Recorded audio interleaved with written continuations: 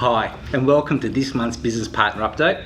And this month's topic is investment lending. And to assist me today, I have Matt Mannaert, one of our senior credit advisors, to assist me on the topic. Welcome. Hi everyone, hope you're all well. So Matt, a lot of talk in the media, in the industry, the speculation about investment lending and doom and gloom and how tough things are. From your perspective, how do you see things with investment lending?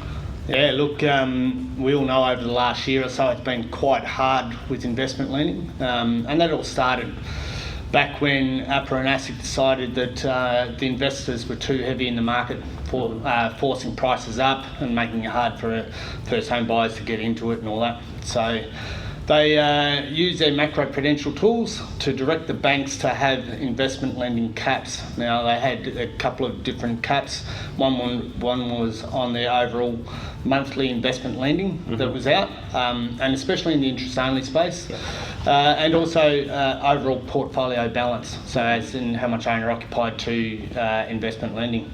So they put those caps in place, and the banks had to make sure that they didn't breach them, which meant they were giving out less investment loans, and especially in the interest-only space. And then, of course, we had the Royal Commission, bang bang, and with all that and with the tightening of the lending out there, it's been quite a hard 12 months for investors overall, and things were quite tight. So now, of recent times, are you seeing a bit of a loosening, like with the interest-only lending and the rates around that and their policies and so forth? Are you seeing a shift? Yeah, for sure. So good news first for starters is those caps have now been lifted. Although the banks have to keep an eye on it, all the caps have been lifted. The APRA and ASIC have sort of realised that they've gone a little bit hard, and they realise that the part of the slowing in the economy is from some of the tools that they've used, even though they're not saying that directly. So they've lifted those caps. Now we're seeing some of the banks lift the loan-to-value ratio on interest-only lending, so they're coming back up.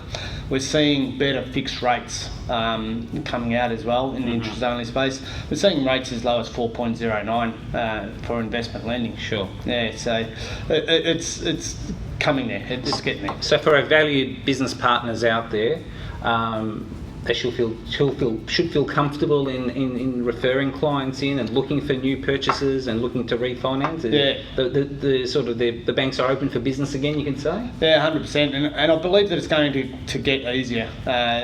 We'll see after the election, everything will start to settle down. The banks are already starting to loosen up. Although their policies are still quite tight, we're going to start to see better offers, and we're starting to see them come through right now. I believe it'll all sort of loosen up after the election is over and everyone knows who's in and what policies in regards to the Royal Commission are being put through. We're open for business. There's certainly banks willing to lend out there. There are some good rates, just whether or not you fit in it.